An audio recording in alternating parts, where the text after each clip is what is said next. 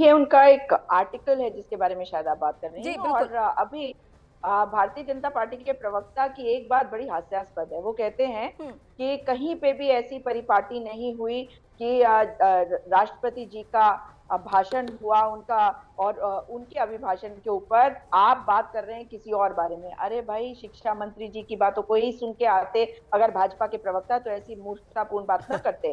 क्योंकि उन्होंने तो ये कहा था कि महामहिम राष्ट्रपति जी ने पेपर लीक के मामले के बारे में बात करी, और राहुल जी ने क्या कहा? उन्होंने नीट पर बहस की मांग करी, मगर उनका माइक बंद कर दिया गया। हम्म। उधर मल्लिकार्जुन अच्छा, खड़गे इस जी पे जो स्पीकर ने लीडर, कहा कि हमारे पास तो ऐसा कोई बटन ही नहीं है जिससे हम आवाज म्यूट कर दें, आवाज बंद कर दें।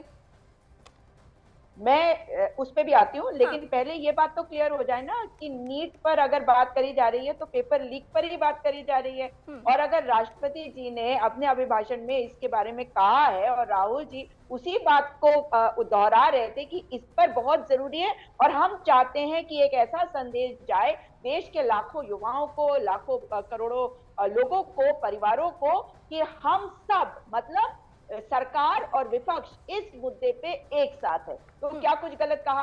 अब दूसरी बात पे आते हैं कि आपने और हमने सबने सुना कि वो जो बटन है वो बंद कर दिया गया। वो बटन का जो कंट्रोल है ना, वो भले ही ना हो ओम हाँ बिरला हाँ, जी के पास, मगर निश्चित तौर पर वो ऐसा ऊपर बटन है। किसी के पास तो है। बिल्कुल है, सौरभ, नहीं तो बंद भी हो सौरभ जाएगी दुबे मुझे आवाज। 10 सेकंड दीजिएगा, फिर वो हाँ सौरभ